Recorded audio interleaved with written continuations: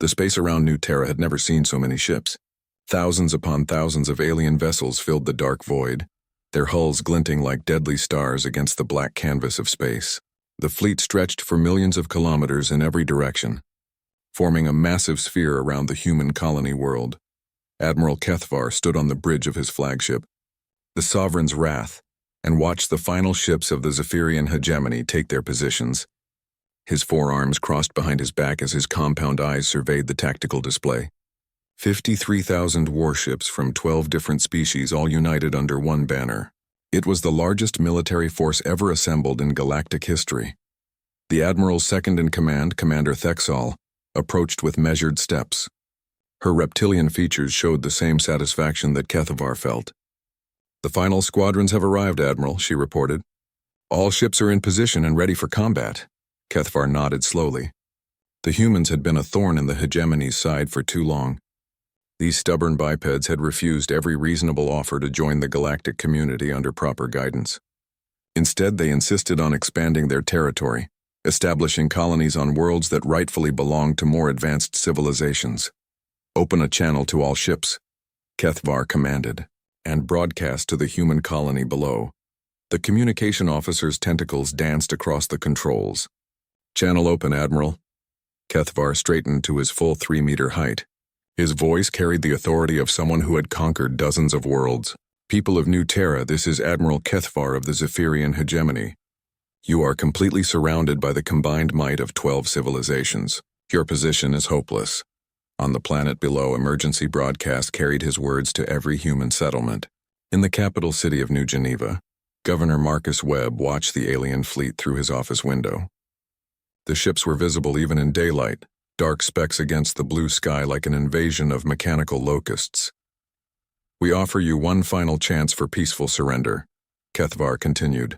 "Humanity will withdraw all claims to territory beyond your home system of Sol. All human colonies will be dissolved and your people will return to Earth under hegemony supervision. You have 72 hours to consider this generous offer." The transmission ended, leaving silence in its wake.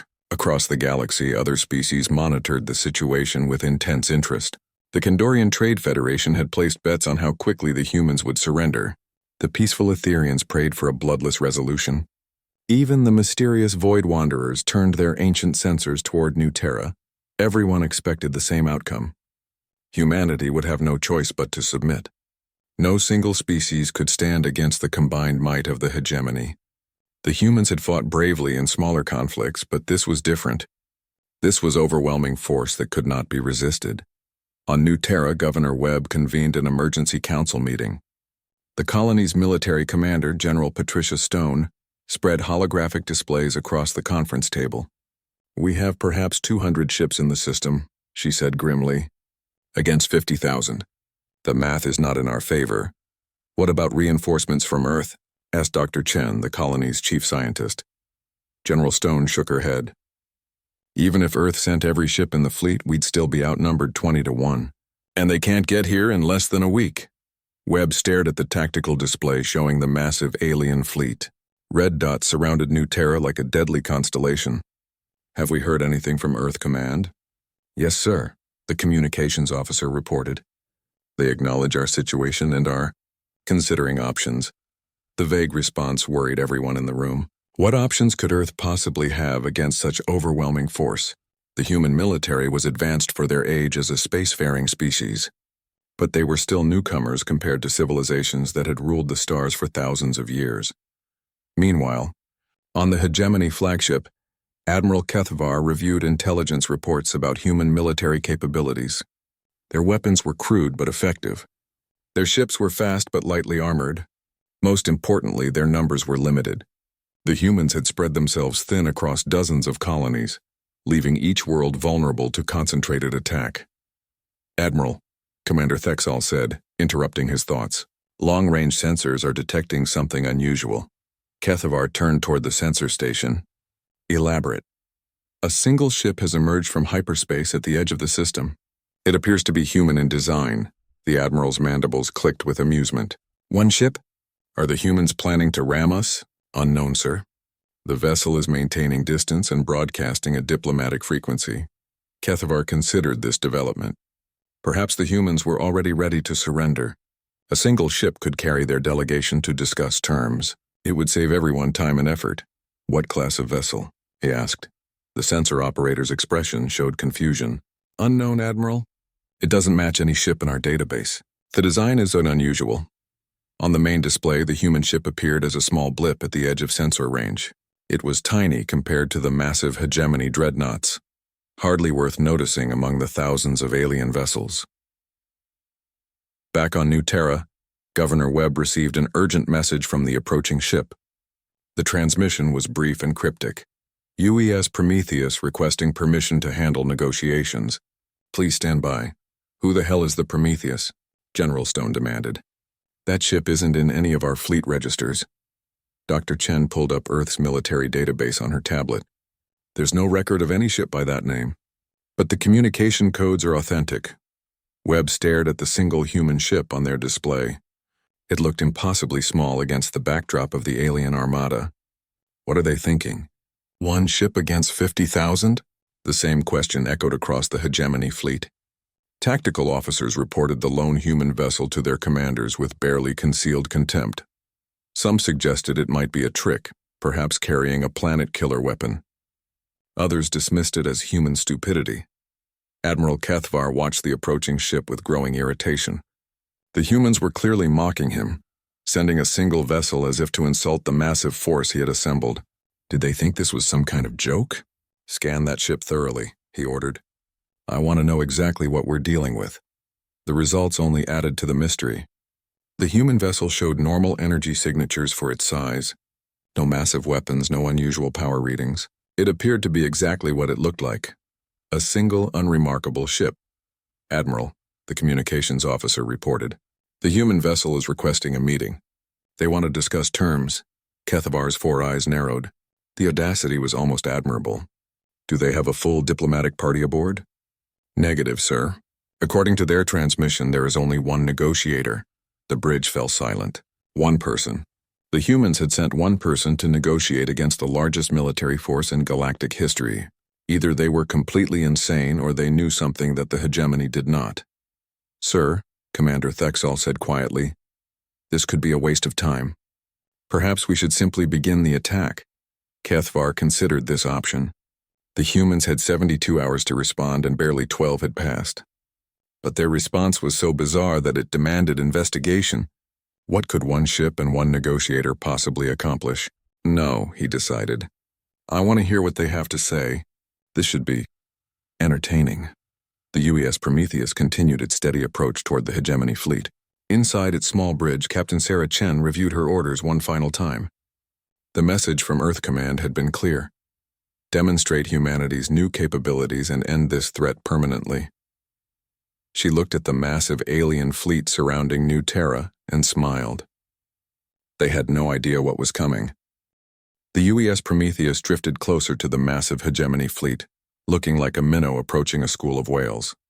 Captain Sarah Chen stood calmly on her ship's bridge, watching the alien vessels grow larger on the main display. Her crew of 30 worked quietly at their stations, their faces showing the same strange confidence that their captain displayed. Admiral Kethvar paced his flagship's bridge, his frustration growing by the hour. The human ship had been approaching for 6 hours, moving at a deliberately slow pace. It was clear psychological warfare, designed to build tension and uncertainty, but it only made him angrier. Status report, he demanded. The human vessel continues on its current course, the sensor officer replied. Still no change in energy signatures or weapon status. Commander Thexal moved to stand beside her admiral.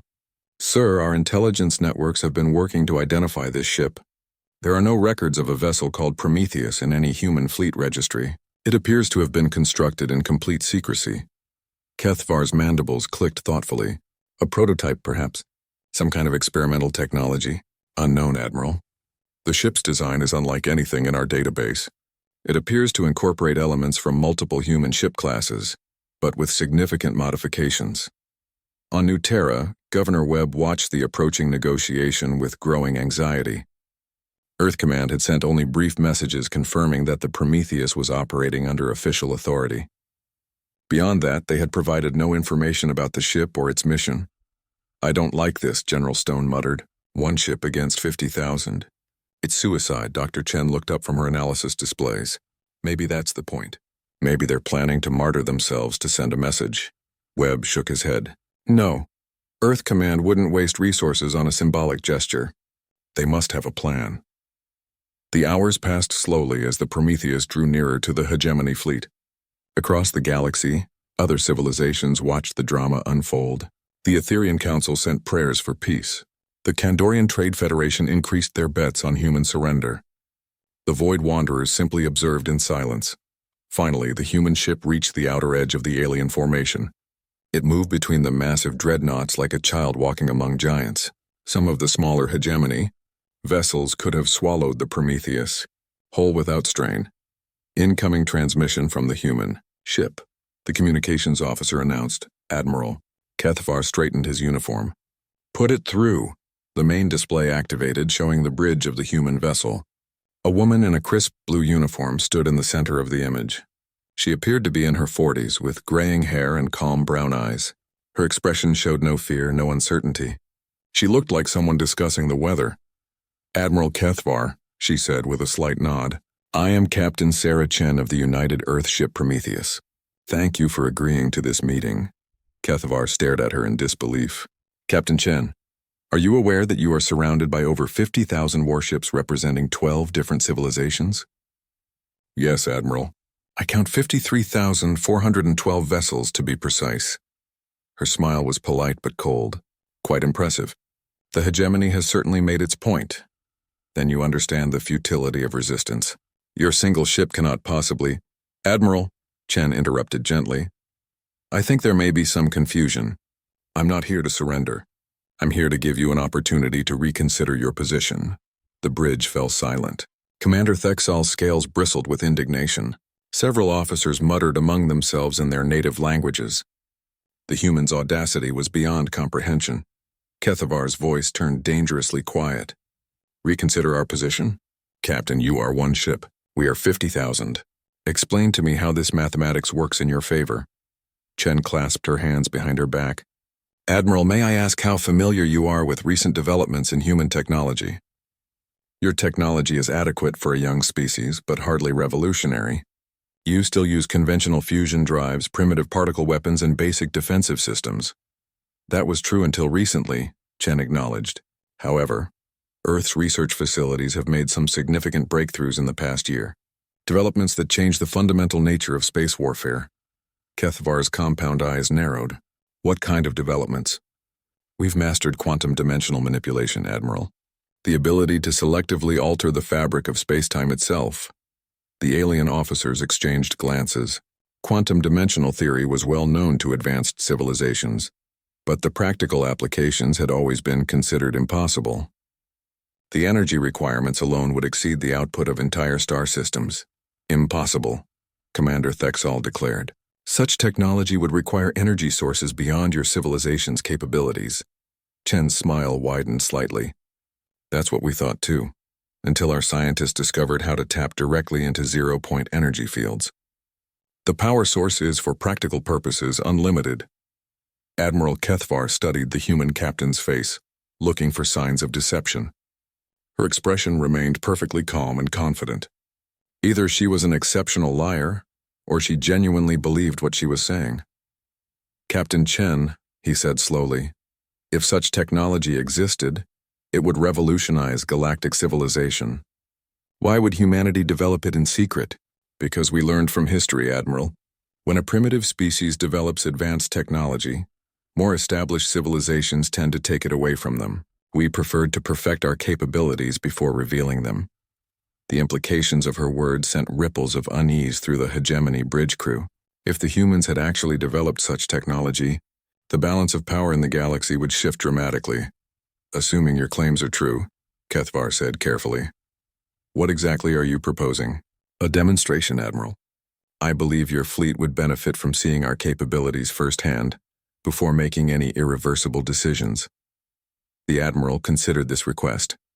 If the humans were bluffing, a demonstration would expose their deception immediately. If they were telling the truth, well, it was better to know what he was facing before beginning hostilities. What kind of demonstration? Chen gestured toward her tactical display. There's an uninhabited moon in this system, roughly 12,000 kilometers from your current position. We propose to use it as a target for our new weapon system. You want to destroy a moon? Commander Thexall asked skeptically. Admiral, conventional weapons could accomplish the same thing. It proves nothing. Oh, we're not going to destroy it, Chen corrected. We're going to make it cease to exist entirely. The moon will simply be removed from this dimension of space-time. The alien officers stared at her in stunned silence. The concept was theoretically possible according to quantum mechanics, but the practical applications were beyond current understanding. No civilization had ever successfully manipulated dimensional barriers on such a scale. Admiral Kethvar felt the first stirring of genuine concern. The human captain spoke with such casual confidence about impossible technology. Either humanity had achieved a breakthrough that would reshape the galaxy, or this was the most elaborate bluff in military history. Very well. Captain Chen, proceed with your demonstration. Chen nodded to someone off-screen. Weapons officer, target the designated moon. Prepare quantum displacement array. On displays throughout the hegemony fleet, the uninhabited moon appeared as a gray sphere roughly half the size of Earth's natural satellite. Long-range sensors confirmed it was solid rock with no strategic value. Array charged and ready, Captain, came a voice from the Prometheus. Fire when ready. Every sensor in the hegemony fleet turned toward the target moon as the Prometheus prepared to fire. Admiral Kethvar watched his tactical displays with intense focus, ready to expose the human bluff. The moon hung in space like a gray pearl, completely ordinary and unremarkable. Energy spike detected from the human vessel, the sensor officer reported. Power levels are unusual. The readings showed energy patterns unlike anything in the hegemony database. The Prometheus was channeling power through systems that seemed to bend the normal laws of physics. Space around the small ship began to shimmer like heat waves rising from hot pavement. Captain Chen's voice came through the communication channel with the same calm confidence.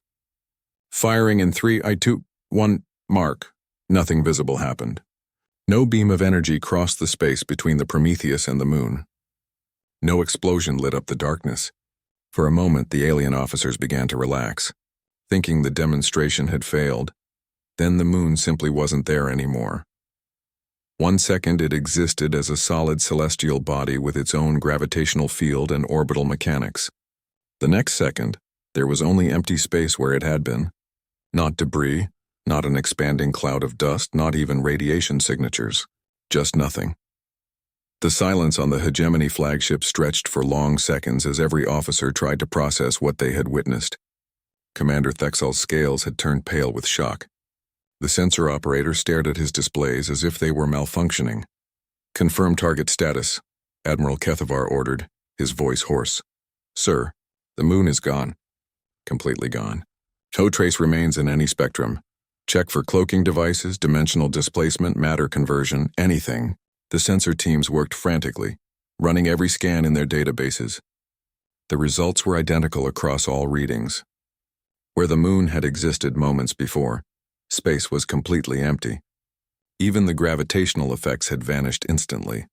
On New Terra, Governor Webb and his staff watched the demonstration through their orbital telescopes. The moon had been visible to the naked eye before the test. Now there was only a star field that looked slightly different than it had minutes earlier. My God, Dr. Chen whispered. They actually made it disappear. General Stone shook her head in amazement. Not disappeared, removed. There's a difference. Throughout the hegemony fleet, similar scenes played out on thousands of bridges. Officers who had conquered dozens of worlds stood speechless before technology that transcended their understanding. Some ships began running diagnostic checks on their sensors, convinced the readings must be wrong. Captain Chen's image remained calm on the communication screens. I trust that demonstration was satisfactory, Admiral. Kethvar struggled to find his voice. His forearms trembled slightly as the implications crashed over him. How? What did you do? We shifted the moon's dimensional coordinates, Chen explained as if discussing routine navigation. The matter still exists, but not in this layer of space-time. Think of it as changing the channel on a communication device. The moon is simply broadcasting on a frequency we can no longer detect. Is it? Can it be restored? Theoretically, yes. but we prefer not to experiment with restoring large objects. The process is still being refined. Commander Thexall leaned forward, her scientific training overcoming her shock. Captain, the energy requirements for such an operation should be impossible. How do you power such weapons? Chen's smile turned mysterious. As I mentioned, we've learned to access zero-point energy fields directly. The quantum vacuum contains unlimited power if you know how to tap it safely. Admiral Kethvar felt the foundations of his military knowledge crumbling. Everything he understood about space warfare had become obsolete in the span of minutes. Captain Chen, assuming your technology is as advanced as you claim, what are your terms? Terms, Admiral? For our surrender. What conditions does humanity demand? Chen's expression shifted to something resembling disappointment. Admiral, I think you misunderstand the situation. Humanity is not seeking the surrender of the hegemony fleet. The alien officers exchanged confused glances. If the humans weren't demanding surrender, what did they want? Then what is your purpose here? Kethvar asked. To deliver a message, Admiral. Earth has been monitoring hegemony activities for several decades. We are aware of your expansion policies, your treatment of conquered species, and your methods of maintaining control. The captain's tone became noticeably colder. We have documentation of systematic cultural destruction, forced population relocations, and what can only be described as genocide against species that resist integration into your empire. Kethavar's mandibles clicked nervously. The hegemony's methods were harsh but necessary for maintaining order across so many diverse civilizations. Lesser species required firm guidance to prevent chaos and conflict. Our policies ensure galactic stability, he said defensively. Your policies ensure hegemony dominance, Chen corrected. There's a significant difference. Earth has decided that this situation can no longer be tolerated. What are you saying? Chen's image seemed to grow more intense on the display. The hegemony will cease its expansion immediately. All conquered species will be granted full autonomy to govern themselves as they choose. Your military forces will withdraw to your original territories within 1 standard year. The demands hit the bridge like a physical blow. Commander Thexall's scales flushed with indignation. Impossible. The hegemony spans half the galaxy. Thousands of worlds depend on our guidance and protection. The hegemony spans half the galaxy through conquest and intimidation, Chen replied. That ends now. Admiral Kethvar felt anger rising to replace his initial shock. Captain, even with your advanced weapons, you cannot enforce such demands across an entire galactic region. You have 1 ship. Admiral, may I ask how many ships you believe would be necessary to enforce compliance? The question caught him off guard. What do you mean? Your fleet represents the combined military might of 12 species. Over 50,000 vessels with crews totaling nearly 40 million beings. How many ships would it take to stop you? Kethvar considered the question seriously. To defeat this force would require perhaps 100,000 ships minimum, possibly more. Chen nodded thoughtfully. And yet 1 ship just demonstrated the ability to remove matter from existence with no apparent effort or energy drain. How many moons could the Prometheus eliminate? How many planets? How many ships? The terrible mathematics began to sink in. A single vessel capable of dimensional manipulation could theoretically eliminate any target regardless of size or defensive capabilities. Numbers became meaningless against such technology. You're threatening genocide, Commander Thexall accused. On the contrary, Chen replied firmly. We're preventing it. The hegemony has committed genocide against dozens of species over the past century. Earth will not permit this to continue. Admiral Kethvar stared at the tactical display showing his massive fleet. 50,000 ships that had suddenly become as relevant as paper airplanes against a hurricane. Captain, you ask us to abandon everything we've built over thousands of years. We ask you to abandon conquest and oppression. There's a difference between civilization and empire, Admiral. One builds up, the other tears down. The communication channel fell silent as both sides considered their positions. On the hegemony flagship, officers waited for their admiral's decision. Some whispered about the possibility of retreat. Others suggested that the humans might be bluffing about additional capabilities. Finally, Kethvar spoke again. Captain Chen, assuming we were willing to consider your demands, how would we know that humanity won't simply replace the hegemony as galactic overlords? Because that's not what we want, Admiral. Earth seeks exploration, not domination. We're preparing for expeditions beyond this galaxy, not conquest within it. Then why intervene in galactic affairs at all? Chen's expression became almost sad. Because someone has to. Because the strong have a responsibility to protect the weak, not exploit them. Because we remember what it was like to be the small species facing overwhelming odds. The captain paused, looking directly into the camera. Admiral, you have a choice to make. You can withdraw your forces and begin the process of releasing conquered territories peacefully. Or you can test whether humanity's resolve matches our capabilities. And if we choose to fight, then you'll discover that the Prometheus is not our most advanced ship. The weight of Captain Chen's words settled over the hegemony fleet like a suffocating blanket. Admiral Kethvar stood frozen on his bridge, staring at the small human ship that had just shattered everything he thought he knew about galactic power structures. Admiral, Commander Thexal whispered urgently, we cannot simply accept these demands. The Hegemony Council will never approve such terms. Kethvar's 4 eyes remained fixed on the tactical display. The moon that had existed for millions of years was simply gone, as if it had never been born from cosmic dust and gravitational forces. No weapon in the Hegemony arsenal could achieve such complete obliteration. Sir, the communications officer reported, we're receiving urgent messages from fleet commanders throughout the formation. They're requesting orders. The admiral could imagine the confusion spreading through his armada. Thousands of ship captains who had assembled for what should have been humanity's surrender were now facing the possibility of their own destruction at the hands of a single vessel. On New Terra, Governor Webb watched the tense standoff through orbital sensors. The massive alien fleet remained in formation, but even from the planet's surface it was clear that something fundamental had changed. The predator had suddenly become prey. Are they going to fight? General Stone asked quietly. Dr. Chen shook her head.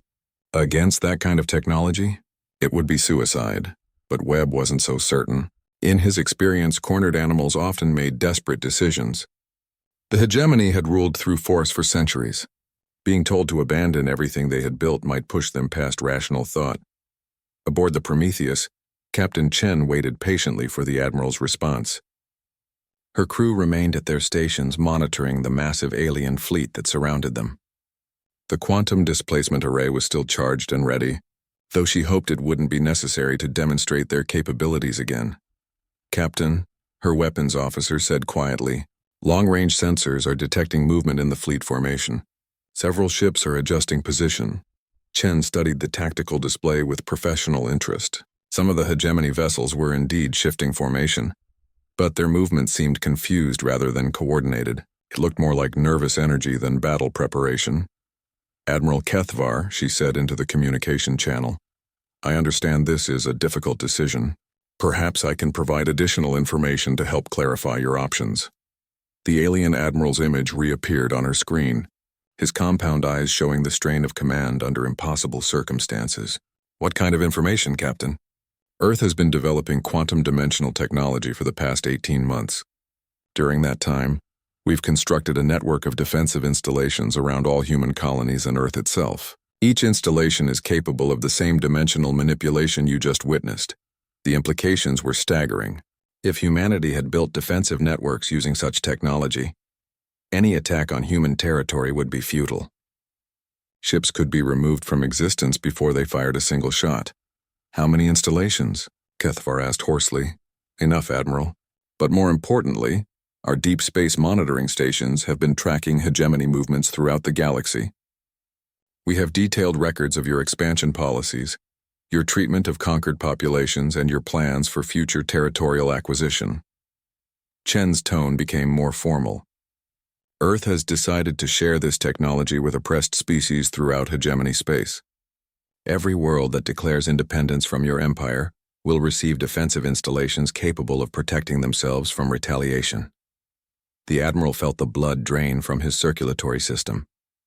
If the humans armed every rebellious world with dimensional weapons, the hegemony would collapse within months. Rebellions that had been suppressed for decades would explode across the galaxy. You're talking about Galactic War, he said weakly. No, Admiral. We're talking about galactic liberation. There's a significant difference. Commander Thexal stepped forward, her scales flushed with desperate anger. Captain Chen, you cannot simply tear down an empire that has maintained order for over 1,000 years. Without hegemony structure, the galaxy will fall into chaos.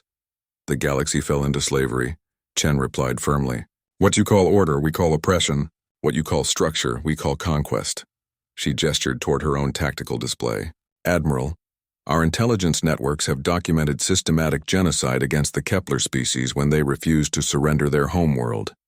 We have records of the forced displacement of over 2 billion Altarian civilians to make room for hegemony mining operations. We know about the cultural purification programs that have eliminated dozens of unique civilizations. The accusations hung in the space between the two fleets, like weapons waiting to detonate. Every fact Chen cited was accurate. But the hegemony leadership had always justified such actions as necessary for the greater good. Those were strategic necessities, Kethvar said defensively. Lesser species often resist integration for their own good. Lesser species? Chen's voice turned ice cold. Admiral, no species is lesser than another. That kind of thinking is exactly why the hegemony must end. The communication channel fell silent for several minutes as both sides considered their positions. Across the galaxy, monitoring stations belonging to dozens of civilizations recorded every word of the exchange. News of humanity's ultimatum was already spreading through clandestine networks. On the hegemony worlds, members of conquered species began to whisper about the possibility of freedom. On independent worlds, leaders wondered if humanity's protection might extend to them as well. The balance of galactic power was shifting in real time. Finally, Admiral Kethvar made his decision. Captain Chen, even if we were willing to consider your demands, the logistics would be impossible. The hegemony encompasses thousands of star systems. Coordinating a withdrawal of this magnitude would take decades. We understand the complexity, Admiral.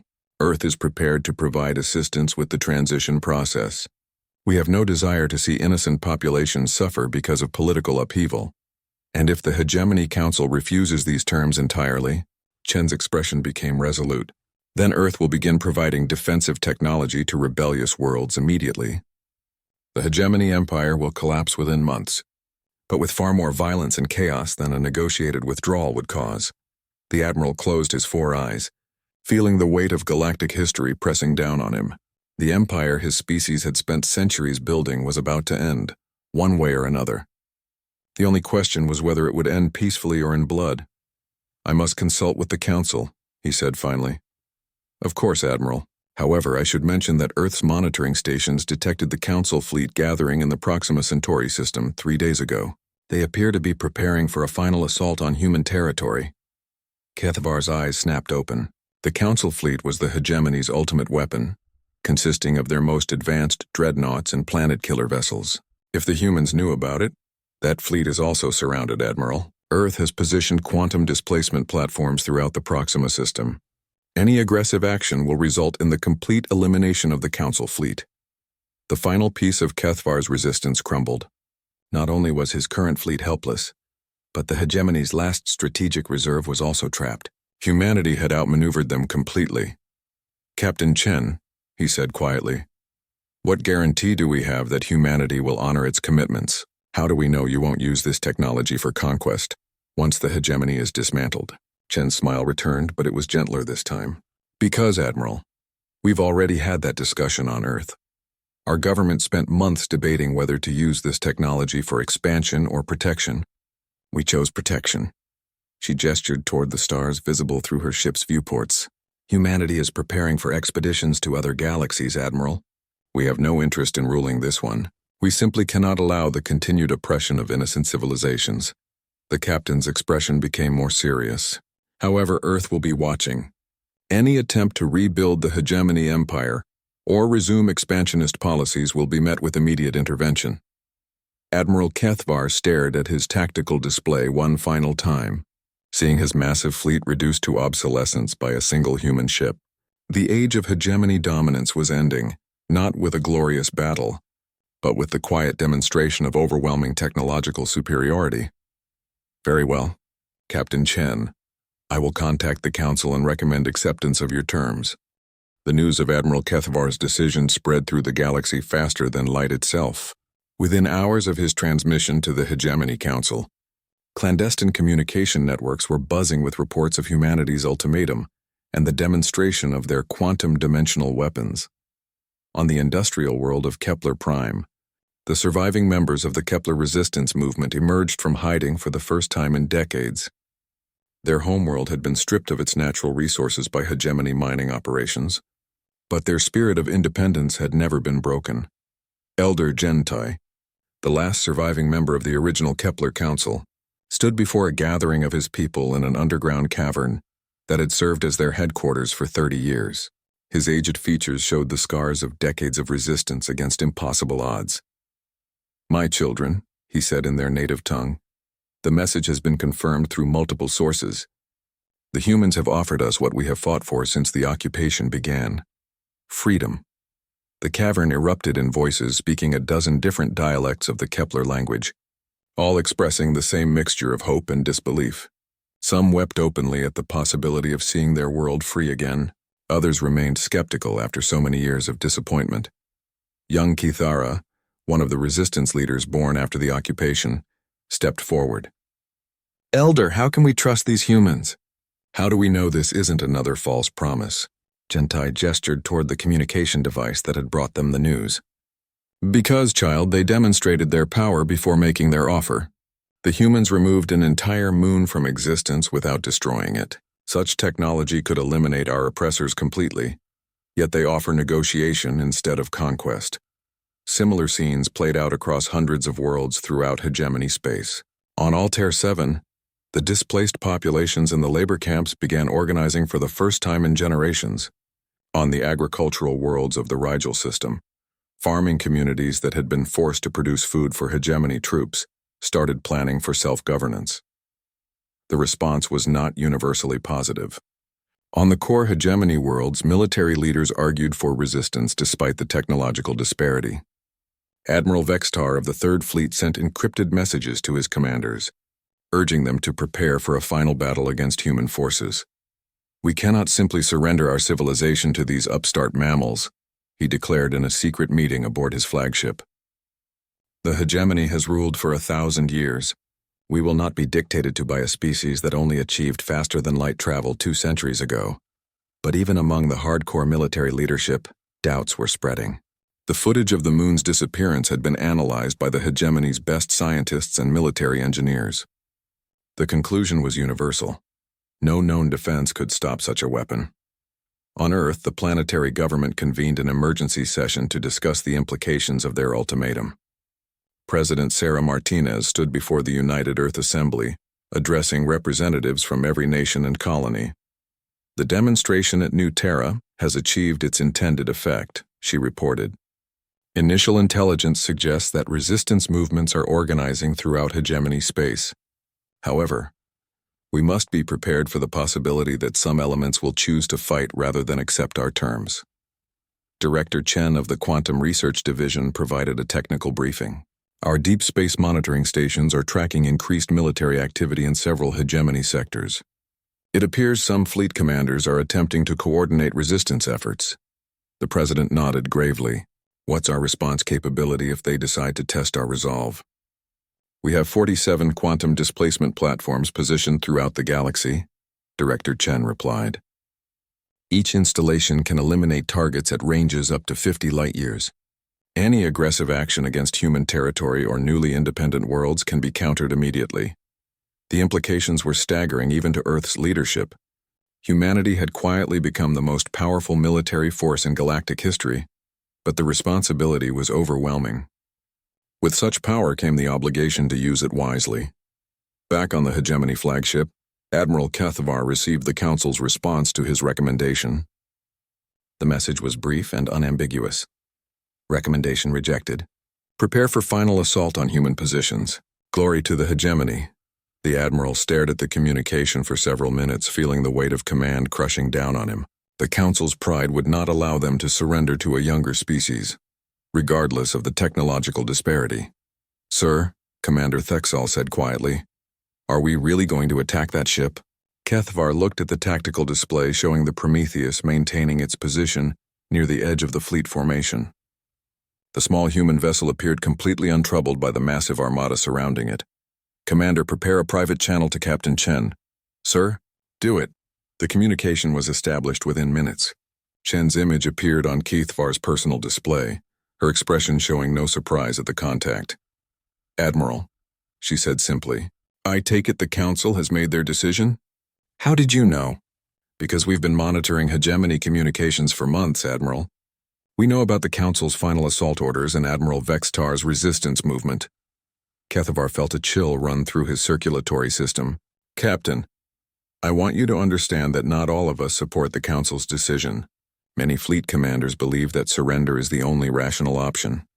I appreciate that, Admiral. Earth has no desire to eliminate beings who are willing to accept peaceful coexistence. What happens now?" Chen's expression became resolute. "Now we wait to see if wisdom or pride wins the day, Admiral. If your fleet attacks, we will defend ourselves. If Admiral Vextar's forces move against human colonies or newly independent worlds, they will be stopped." The communication ended, leaving Kethavar alone with his thoughts. Around him, his bridge crew prepared for what might be the final battle in hegemony history, but the Admiral knew it wouldn't be a battle at all. It would be an execution. Hours passed as the standoff continued. Then long-range sensors detected movement in the outer system. Admiral Vextar's Third Fleet had arrived ahead of schedule, their ships emerging from hyperspace in perfect formation. "Sir," the sensor officer reported, "the Third Fleet is moving toward our position. Admiral Vextar is demanding immediate attack orders." Kethavar watched the new arrivals on his display. 200 additional ships, including some of the hegemony's most powerful dreadnoughts. In any normal battle, such reinforcements would tip the balance decisively, but this was not a normal battle. "Open a channel to all ships," he ordered. "Channel open, sir. This is Admiral Kethavar to all hegemony forces. Any ship that fires on human vessels or attempts to attack human territory will do so without my authorization. I will not be responsible for the senseless destruction of our crews." The channel erupted with responses from hundreds of ship commanders. Some voiced support for the Admiral's position. Others demanded that he follow the Council's orders. Admiral Vextar's voice cut through the chaos with authority. "Admiral Kethavar, you are relieved of command for cowardice in the face of the enemy. All ships will follow my lead in the final assault." 20 ships from Vextar's fleet broke formation and accelerated toward the Prometheus. Their weapons charged as they approached, intent on testing humanity's resolve with overwhelming firepower. Captain Chen watched the approaching ships with calm professionalism. "All hands prepare for defensive action. Target the advancing vessels." The quantum displacement array powered up again, space around the Prometheus shimmering with barely contained energy. On the approaching hegemony ships, tactical officers detected the same unusual readings they had seen during the moon demonstration. Admiral Vextar's voice rang out across all communication channels. "For the glory of the hegemony, attack!" The 20 ships fired simultaneously, sending enough destructive energy toward the Prometheus to devastate a small planet. Particle beams, plasma cannons, and quantum torpedoes converged on the human vessel in a display of overwhelming force. None of the weapons reached their target. As the energy barrage approached the Prometheus, it simply vanished into empty space. The ship remained completely unharmed, protected by dimensional barriers that redirected the attack into parallel reality layers. "Eliminate the attacking vessels," Captain Chen ordered quietly. 20 hegemony ships ceased to exist in the span of 3 seconds. No explosions, no debris fields, no final communications. They were simply removed from reality as cleanly as the moon had been. The silence that followed stretched across the entire fleet.